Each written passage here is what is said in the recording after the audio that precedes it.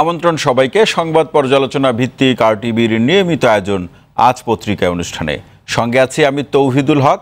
দর্শক, এই অনুষ্ঠানের মাধ্যমে আমরা দেশের উল্লেখযোগ্য পত্রিকার প্রধান শিরোনামগুলো আপনাদের জানানোর চেষ্টা করি খবরের ভেতরের খবর এবং এর বিশ্লেষণ আপনাদের সামনে তুলে ধরার।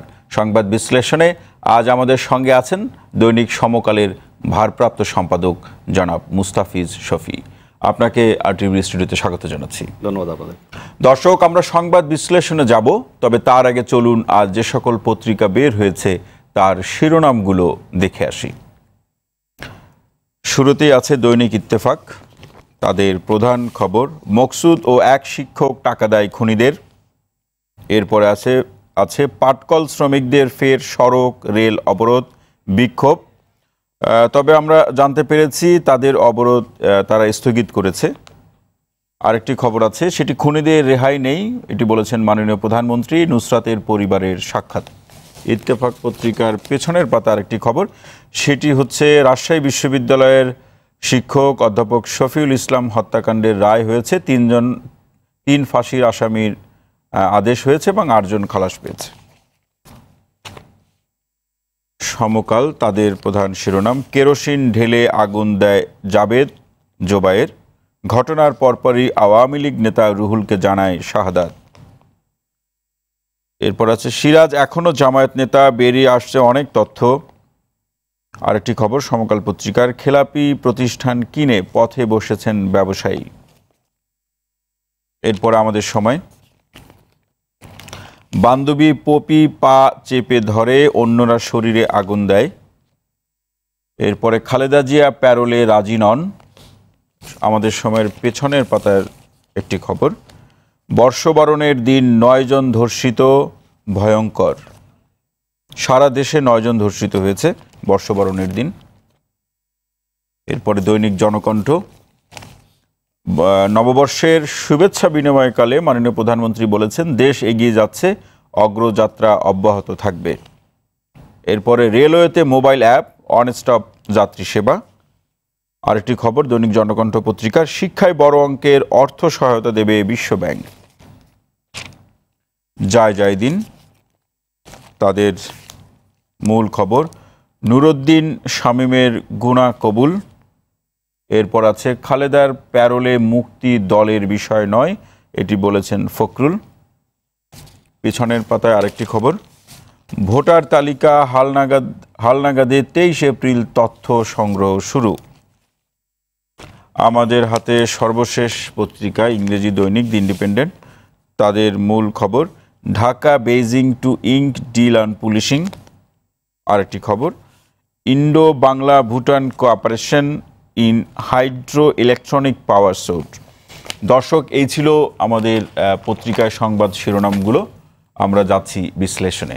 জনাব মুস্তাফিজ শফি, আপনি শুনলেন সংবাদ শিরোনামগুলো। সবগুলো পত্রিকায় যে ঘটনাটি নিয়ে আলোচনা হয়েছে, পর্যালোচনা হয়েছে, বিশ্লেষণমূলক রিপোর্ট হয়েছে, সেটি ফেনীতে নুসরাত জাহান রাফির যে হত্যাকাণ্ড এবং সেখানে যাদেরকে গ্রেপ্তার করা হয়েছে তারা কিন্তু আদালতে কিভাবে হত্যাকাণ্ডটি তারা ঘটিয়েছে তার দীর্ঘ জবানবন্দি দিয়েছে। একই সাথে আজকে আমরা দেখতে পেলাম মাননীয় প্রধানমন্ত্রীর সাথে নুসরাত পরিবারের সদস্যরা দেখা করেছেন। সেখানে মাননীয় প্রধানমন্ত্রী বলেছেন অতি দ্রুত এই হত্যাযজ্ঞের বা অপরাধের বিচার হবে। মুস্তাফিজ শফি, ধন্যবাদ আপনাকে এই আলোচনা আমাকে আহ্বান জানানোর জন্য।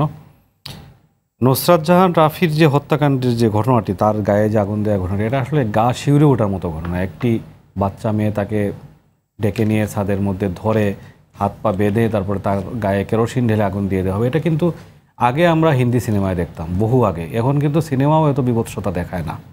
তো এবং শুরু থেকেই আপনি দেখবেন যে এটাকে আত্মহত্যা বলে চালানোর একটি প্রবণতা ছিল। স্থানীয় সাংবাদিকদের ম্যানেজ করার একটা চেষ্টা করা হয়েছিল। স্থানীয় রাজনীতিবিদ যারা, তারা মিছিল করেছেন এই অভিযুক্ত তার মুক্তির জন্য। এই সবগুলো বিষয় মিলে আমি এখানে বলবো যে আমাদের যে তদন্ত সংস্থা PBI, তাদেরকে কিন্তু এই সাফল্যের ইয়েটা দেবো যে তারা খুব দ্রুততার সঙ্গে এই যে আসামিদের গ্রেফতার করতে পেরেছে এবং আসামিদের গ্রেফতার করার পরে তাদের কাছ থেকে জবানবন্দি আদায় করতে পেরেছে। এবং এটা কিন্তু 164 মানে ম্যাজিস্ট্রেটের কাছে জবানবন্দি, এবং এটা ম্যাজিস্ট্রেট তাদেরকে কিন্তু কয়েক ঘন্টা সময় দেন যে তুমি বুঝে শুনে বলো, তুমি যা বলছো সেটা কিন্তু আদালতে রেকর্ড হচ্ছে। এবং এই যে দুজন আসামি শাহাদত এবং নুরুদ্দিন, তারা একেবারে বুঝে শুনে ম্যাজিস্ট্রেটের সামনে জবানবন্দি দিয়েছে এবং তাতে প্রমাণিত হচ্ছে যে এই ঘটনাটি যে কীরকম মানে কীরকম ছিল, ভয়াবহ ছিল, এবং এইটি যে আসলে একটি ষড়যন্ত্র করা হয়েছিল যে এটাকে আত্মহত্যা হিসেবে প্রচার করার, সেই সবগুলো বিষয় কিন্তু খোলাসা হয়ে গিয়েছে। এবং এই বিভৎসতার পেছনে আরও কিছু কারণ আছে। আপনি দেখেন যে এই দুজনের জবানবন্দির মধ্যে আমরা যেটা দেখছি যে দুজন আওয়ামী লীগ নেতার সংশ্লিষ্টতার একটি প্রমাণ পাওয়া যাচ্ছে। কিন্তু একজন রুহুল আমিন, যিনি সোনাগাজী আওয়ামী লীগের সভাপতি, তাকে শাহাদত ফোন দিয়েছে ঘটনার 10 মিনিটের মধ্যে, এবং তার সেই টেলিফোন রেকর্ডটাও কিন্তু এখন পিবিআইয়ের কাছে আছে যতটুকু আমরা জেনেছি, যদিও আজকের পত্রিকায় সেটি এখনও আসেনি। তারপরে আপনি দেখেন যে মকসুদ, যে আওয়ামী লীগের ভারপ্রাপ্ত সাধারণ সম্পাদক, সে কিন্তু গ্রেফতার হয়েছে এবং সে রিমান্ডে আছে। আমরা হয়তো আশা করব যে তারও একটি জবানবন্দি আমরা পাবো। এই বিষয়টি এক জায়গায় আসার সঞ্চার করে এইভাবে যে আমাদের হাইকোর্টে একটি নির্দেশনা মাঝখানে দিয়েছিলেন যে এই সাগর, রুনি, তনু, মিটু, এদের এই হত্যাকাণ্ডগুলোর মধ্যে এই তদন্ত যাতে মুখ থুবড়ে না পড়ে, এবং তদন্ত যদি মুখ থুবড়ে পড়ে তাহলে হাইকোর্ট নিজে উদ্যোগ নেবেন যে এটি যাতে খুব অতি দ্রুত বিচারের ব্যবস্থা করা যায়। আমাদের এখানে তো আসলে এই ধরনের অপরাধগুলো বাড়ছে মূলত বিচার প্রক্রিয়া মানে বিলম্বের কারণে, বিচার হয় না বলে, তদন্ত হয় না বলে।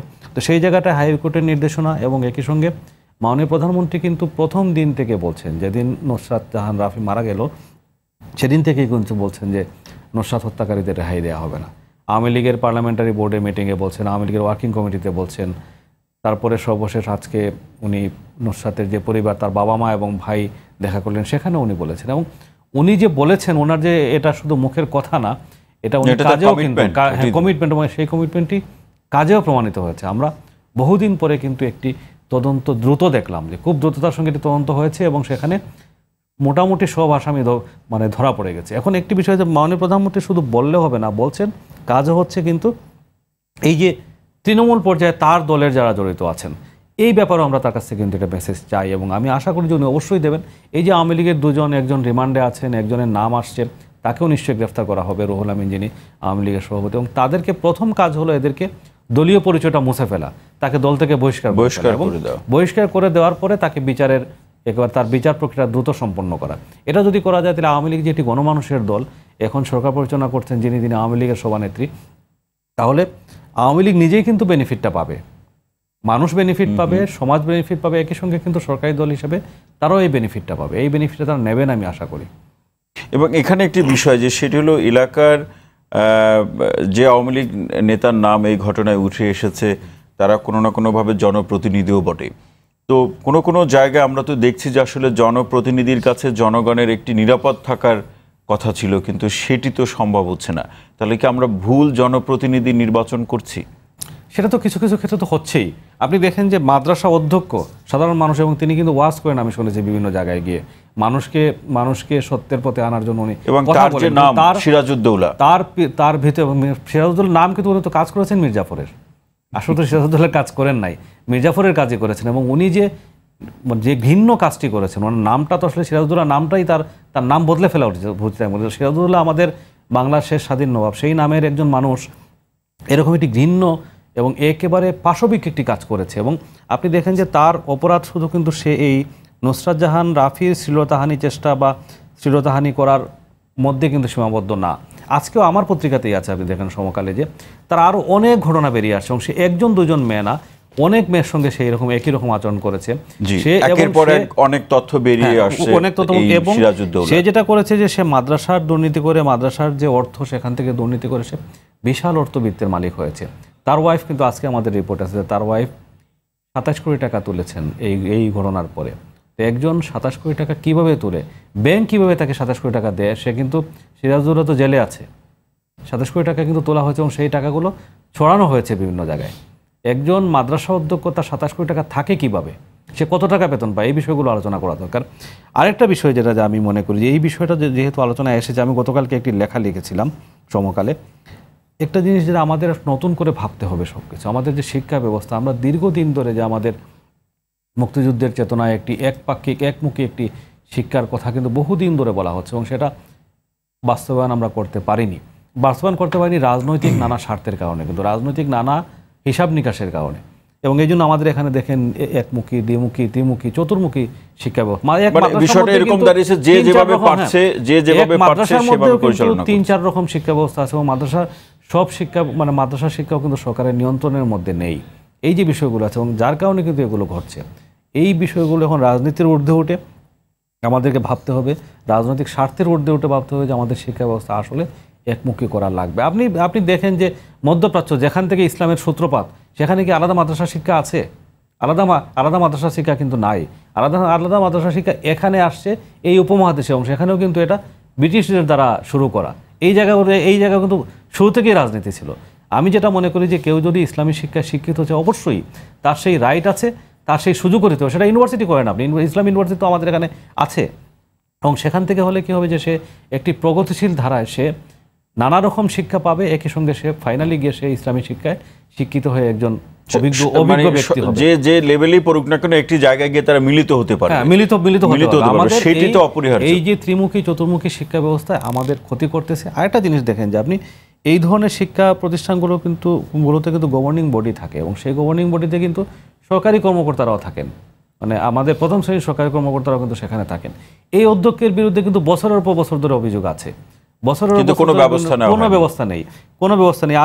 আজকে ওসির বিরুদ্ধে মামলা হয়েছে, ভালো কথা মামলা হয়েছে, কিন্তু এই ওসি তো নতুন করে এটা করেনি।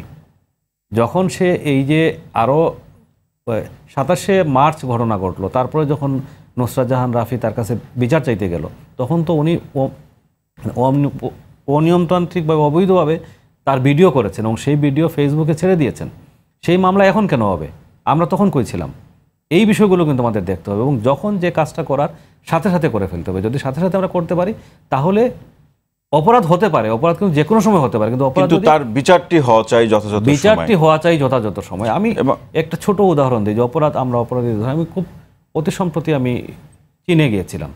তো আমি একটি 5 স্টার হোটেলে ছিলাম, সেখানে কোনো আর্চওয়ে নেই, কোনো নিরাপত্তা, বাহ্যত কোনো নিরাপত্তা ব্যবস্থা নেই। আমরা ঘুরছি, ঢুকছি, বেরোচ্ছি, কিন্তু ওদের পুরো একটি আবহ তৈরি করা আছে, ওদের পুরো শহরটাকে একটি মানে নিরাপত্তা বলয়ের মধ্যে আনা আছে, যে ওখানে আলাদা করে বিল্ডিং এর সামনে কিন্তু আর্চওয়ে বা নিরাপত্তা ব্যবস্থার প্রয়োজন নাই। আমাদের আসলে সেরকম ব্যবস্থার দরকার, সময় এসেছে এইভাবে চিন্তা করার। এবং এই ঘটনাটি আরেকটু ছোট্ট করে একটি বিষয় আপনার কাছ থেকে জেনে শেষ করব এই ঘটনার আলোচনা। সেটা হচ্ছে আমরা দেখছি একটি পক্ষ তারা সম্মিলিতভাবে, ঠিক বলতে চাই না, বিচ্ছিন্নভাবে তারা এই অধ্যক্ষ সিরাজউদ্দৌলার মুক্তি চেয়ে কিন্তু মিছিল পর্যন্ত করেছে। এরা কারা? আমি তো সেটাই বলছি যে এর মধ্যে কিন্তু অনেকে আছে যারা এই যে শাহাদাত, নুরুদ্দিন, এরাও কিন্তু শুরুতে অর্গানাইজার ছিল। এই শাহাদাতের কাছে কিন্তু টাকা দিয়েছেন বিভিন্নজন, এবং সিরাজউদ্দৌলার ওয়াইফ কিন্তু টাকা দিয়েছেন তাকে। এবং এখানে কিন্তু আসলে স্বার্থের বিষয়, এখানে কিন্তু ভাগাভাগির বিষয়।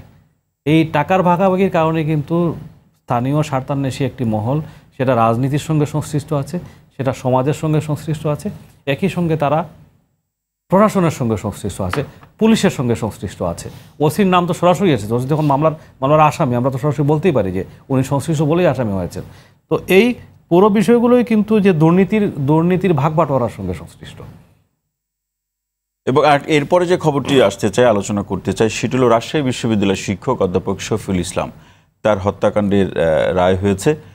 মহামান্য আদালত 3 জনের ফাঁসির আদেশ দিয়েছে এবং 8 জনকে খালাস দিয়েছে। তো এই যে একজন শিক্ষককে হত্যাকাণ্ড, তার আদর্শ, সে এমন কোনো কিছু করে নাই যে যার কারণে তাকে হত্যা করা কিংবা এই ধরনের আচরণ তৈরি হতে পারে। তো সেই জায়গাটা আমরা দেখেছি যাদের ফাঁসি হয়েছে তারা একটি নির্দিষ্ট রাজনৈতিক দলের সাথে সম্পৃক্ত। তার মানে সেই জায়গা থেকে কিন্তু আমরা কিছুটা উপলব্ধি করতে পারি যে আসলে এদেশের মুক্ত চিন্তা কিংবা বিশ্ববিদ্যালয়ের শিক্ষকদের স্বাধীনতা, নিরাপত্তার বিষয়টি কিন্তু আলোচনায় চলে আসে। অবশ্যই রাজশাহী বিশ্ববিদ্যালয়ে কিন্তু শুধুমাত্র শফিউল আলম মারা যান নাই, গত কয়েক বছরে কিন্তু বেশ কয়েকজন শিক্ষক মারা গিয়েছে, তার মধ্যে কিন্তু জঙ্গিদের সংশ্লিষ্টতাও ছিল কয়েকটাতে। শফিউল আলমের বিষয়টি যেটা যে আজকে রায় হওয়ার পরপরই কিন্তু কিছু প্রতিক্রিয়া আমরা দেখেছি, আমি আসলে সেখান থেকে আলোচনা করতে চাই। শফিউল আলমের যে সহকর্মী যারা আছেন তারাও কিন্তু সন্তোষ প্রকাশ করেননি। শফিউল আলমের পরিবার বলতে তার একমাত্র ছেলে সৌমেন বা সৌমিন নাম বোধ হয়, সে কিন্তু কথা বলেছে মানে গণমাধ্যমের কাছে, এবং উনি যেটা বলেছেন যে আসলে শুরু থেকেই এই তদন্ত নিয়ে আমাদের আপত্তি ছিল। বিশ্ববিদ্যালয় কর্তৃপক্ষ এই মামলার বাদী, কিন্তু বিশ্ববিদ্যালয় কর্তৃপক্ষ এই মামলাটি সঠিকভাবে চালায়নি। এই অভিযোগটি বিশ্ববিদ্যালয়ে শফিউল আলমের যারা বিভাগের যারা আছেন তারা করেছেন, তার শিক্ষার্থী যারা তারা করেছেন, এবং একই সঙ্গে তার পরিবারও এটা করেছেন। তো আপনি দেখেন 11 জন আসামি ছিল, কিন্তু 11 জন আসামির মধ্যে 8 জনই বেকসুর খালাস পেয়ে গিয়েছে, 3 জনের ফাঁসি হয়েছে। এবং এইটার যে মানে পুরো মামলার রায়টি আমি দেখেছি, সেখানে যেটা হলো যে কারণটা স্পষ্ট না, কেন মারা গেলেন শফিউল আলম। একজন কর্মচারীর সঙ্গে বিরোধের কারণে মারা গিয়েছেন বলা হচ্ছে, কিন্তু একজন বিশ্ববিদ্যালয়ের শিক্ষক শুধুমাত্র একজন কর্মচারীর সঙ্গে বিরোধ হয়েছে বলে উনি খুন হয়ে যাবেন, সেই বিষয়টা এটাও তো ঠিক। একজন বিশ্ববিদ্যালয়ের শিক্ষকের সাথে তার নিজ বিশ্ববিদ্যালয় কিংবা বিভাগের কর্মচারীর সাথে এমন কি বিরোধ হতে পারে? সেটাই তো বলছি, এমন কি বিরোধ হতে পারে, এবং সেখান থেকে উনি খুন হয়ে যাওয়ার মতো বিরোধ হবে। একটা হয়তো ছোটোখাটো মনোমালিন্য হতে পারে, কথা কাটাকাটি হতে পারে, বা ছোটোখাটো স্বার্থের কোনো ব্যাঘাত হতে পারে কারো, এটা হতে পারে। কিন্তু একজন মানুষকে সরাসরি প্রকাশ্য দিবালোকে তার বাসার সামনে কুপিয়ে মেরে ফেলবে, এরকম একটি ঘটনা ঘটেছে, এবং সেটার পিছনে বলা হচ্ছে যে একজন কর্মচারীর সঙ্গে তার একটা বিরোধ ছিল। সেই জায়গায় যেটা মনে হয় যে পুরো রায়টি পর্যালোচনা করলেই যে এটা তদন্ত প্রক্রিয়াটা আসলে সঠিকভাবে হয়নি। তো মানে শফিউল আলমের পরিবার, তার ছেলে এবং তার সহকর্মীরা বলেছেন যে তারা অবশ্যই এটা, এবং তার আইনজীবী যিনি তিনিও বলেছেন যে তারা উচ্চ আদালতে যাবেন, তারা আপিল করবেন এবং এটার আবার পুনর্তদন্ত চাইবেন। আমরাও আশা করি যে আসলে এই ধরনের হত্যাকাণ্ডের পিছনের কারণগুলো রহস্য এবং কারণটি উদ্ঘাটন করা হোক, এবং সত্যিকার অর্থে কারা কারা জড়িত তাদেরকে খুঁজে বের করা দরকার। সত্যিকার অর্থে যারা অভিযুক্ত হয়েছেন তাদের অভিযোগের দায় থেকে যে তারা যদি মুক্তি পান, তাহলে সেটা পুঙ্খানুপুঙ্খ তদন্তের মাধ্যমে মুক্তি পেতে পারেন। একজন নির্দোষ মানুষ হয়তো কোনো কারণে সন্দেহের মধ্যে চলে আসছেন, তিনি মুক্তি পেতে পারেন, কিন্তু আমি 11 জন আসামির মধ্যে 8 জনই মুক্তি পেয়ে যাবে, সেটাকে কিন্তু তদন্ত খুব ভালো হয়েছে বলে মনে করি না আমিও, তার সহকর্মীদের মতো, তার পরিবারের সদস্যদের মতো, এবং একই সাথে তার শিক্ষার্থীদের মতো। ধন্যবাদ আপনাকে। আরেকটি খবর আসতে চাই, সেটি দীর্ঘদিন ঠিক আমরা বলতে চাই না, কিছুদিন ধরে বেগম খালেদা জিয়ার প্যারোলে মুক্তি নিয়ে নানা ধরনের কথাবার্তা আমরা শুনেছি, মিডিয়াতে, পত্রিকায় আমরা পড়েছি। একই সাথে তার দলের যারা সিনিয়র নেতা যারা রয়েছেন তাদের মধ্যেও কিন্তু এই বিষয়টি নিয়ে মতপার্থক্য রয়েছে। আজকে আমরা যেটি দেখছি যে খালেদা জিয়া প্যারোলে মুক্ত হতে তিনি আসলে রাজি নন। আসলে এই বিষয়টি নিয়ে যে অবস্থা দাঁড়িয়েছে, সেই জায়গা থেকে আসলে আমরা কি ধরনের মন্তব্য করতে পারি, কিংবা আপনি কিভাবে দেখছেন বিষয়টি? আজকে একই সঙ্গে কিন্তু বিএনপির মহাসচিব মির্জা ফখরুল ইসলাম আলমগীর বলেছেন যে এটা দলের বিষয় না, এটা খালেদা জিয়ার বিষয়। তো আসলে দেখেন যে এই জায়গাটা অবশ্যই খালেদা জিয়া কারান্তরীণ আছেন, উনি অসুস্থ, ওনার চিকিৎসা দরকার, সেটা যেমন একটি বিষয়। একই সঙ্গে কিন্তু এটা বিএনপির রাজনীতিরও বিষয়, তারা এটাকে রাজনৈতিকভাবে বিবেচনা অবশ্যই করবেন। বেগম জিয়া উনি যে সিদ্ধান্তটা বলছেন, বা তার যে সিদ্ধান্তটা, আমরা তো সরাসরি তার বক্তব্য পাচ্ছি না, তার কোনো সংশ্লিষ্ট মাধ্যম থেকে আমরা যেটা পাচ্ছি, সেখান থেকে উনি আসলে পেরোলে চান না, এটাও কিন্তু তার রাজনীতি। আবার দেখেন যে মির্জা ফখরুল ইসলাম আলমগীর যখন বলছেন যে এটা দলের বিষয় না, সেটা থেকে কিন্তু আসলে যে এটা যে কত ভঙ্গুর একটি পর্যায়ে বিএনপি গিয়ে পৌঁছেছে, সেই জায়গার কিন্তু এটা প্রমাণ পাওয়া যায়। আসলে বিএনপি কিন্তু স্ট্রংলি এটা সিদ্ধান্ত নেবে, যেটা যদি তারা কিন্তু কোনো সময় বলতে পারেন না যে এটা তাদের তারা স্ট্রংলি সিদ্ধান্ত নেবেন দলের, যে ঠিক আছে দলের স্বার্থে বেগম জিয়া এখন কারাগারে থাকবেন, দলের স্বার্থে বেগম জিয়া এখন পেরোলে যাবেন, বা দলের স্বার্থে উনি এখন অমুক হাসপাতালে যাবেন, এটা দলের সিদ্ধান্ত। কিন্তু এটা আপনি দেখেন যে আমাদের পার্শ্ববর্তী, মানে যদি ভারতের কথাই চিন্তা করি, দলের স্বার্থে কিন্তু জ্যোতি বসু প্রধানমন্ত্রী হন নাই, তাকে প্রধানমন্ত্রী করার অফার করা হয়েছিল। দল যখন বলল যে না আমরা চাই না আপনি প্রধানমন্ত্রী, উনি কিন্তু প্রধানমন্ত্রী হন নাই। আমরা কিন্তু বাঙালি প্রধানমন্ত্রী আরো বহু আগে পেয়ে যেতাম ভারতে, উনি কিন্তু হন নাই। এগুলো দলের বিষয়, দল যদি বলে যে এটা আমাদের বিষয় না, এটা কিন্তু ভঙ্গুর যে অবস্থায় আছে সেটা প্রমাণ করে। তবে আমি যেটা মনে করি যে মানে বেগম জিয়া তো 3 বারের প্রধানমন্ত্রী, তার প্রপার চিকিৎসাটা হওয়া দরকার। আমরা জানি না সে পুরো বিষয়টা তার কীরকম, কিন্তু তার প্রপার চিকিৎসাটা হওয়া দরকার। এবং সেই জায়গায় যতই জেল কোর্টের কথা বলা হোক না কেন, ইচ্ছে করলে কিন্তু সরকার বেসরকারি হাসপাতালেও চিকিৎসা তাকে দিতে পারে, এটা একটা নির্বাহী আদেশ লাগবে, সেই নির্বাহী আদেশ থেকে দিতে পারে। কিন্তু তার দলের যিনি সাধারণ সম্পাদক বা মহাসচিব বা সচিব যেভাবেই বলি না কেন, একই সাথে সিনিয়র নেতারাও বলেছে, তার আইনজীবীরা বলেছে তিনি খুব অসুস্থ। কিন্তু তাহলে প্যারোলে মুক্তি নেয়া না নিয়ে যে রাজনীতির কথা আপনি বললেন, তাহলে তো আসলে এটা নিয়ে রাজনীতি হচ্ছে। এখন কেউ যখন, হ্যাঁ রাজনীতি অবশ্যই হচ্ছে, এবং কেউ যখন কারাগারে থাকেন তখন তার চিকিৎসার দায়িত্ব কিন্তু সরকারের। উনি যদি সত্যিকার অর্থে অসুস্থ হন, ওনাকে যদি বঙ্গবন্ধু মেডিকেল বিশ্ববিদ্যালয় হাসপাতালে যেটা নিয়ে আনা হলো, ওনার যদি আরও বাড়তি চিকিৎসা লাগে, উনি চাইলেন কি না চাইলেন সেটা বিষয় না, কিন্তু সরকারের দায়িত্ব। ওনারা চাইলে তাকে বেসরকারি কোনো হাসপাতালে নিতে পারেন, ওনারা চাইলে তাকে বিদেশেও পাঠাতে পারেন, সেটা সরকারের দায়িত্ব, কারণ এখন সরকারের কাস্টডির মধ্যে উনি আছেন। আমি মনে করি যে ওনার হেলথের বিষয়টা বিবেচনায় নিয়ে সরকারের এটা সিদ্ধান্ত নেওয়া উচিত। তারা বিএনপি কি বললো বা তার দলের নেতারা কি বলবো, উনি কি বললেন সেটা বিষয় না, কিন্তু মানে পরিস্থিতি অনুযায়ী যে ব্যবস্থা নেওয়া দরকার সেটি নেবেন। কাস্টডিতে আছেন উনি, সরকার ব্যবস্থা নেবে। ধন্যবাদ। আরেকটি এই খবরটি দিয়ে আমরা শেষ করব, সেটি হলো রেলওয়েতে মোবাইল অ্যাপ চালুর সিদ্ধান্ত নিয়েছে এবং ওয়ান স্টপ যাত্রী সেবা। আমরা জানি যে অন্যান্য দেশে রেল কেন্দ্রিক যে যোগাযোগ ব্যবস্থা গড়ে উঠেছে এবং সেটি কিন্তু তাদের মূল যোগাযোগ ব্যবস্থা হিসাবে পরিচিতি পায় বা বিবেচনা করায়।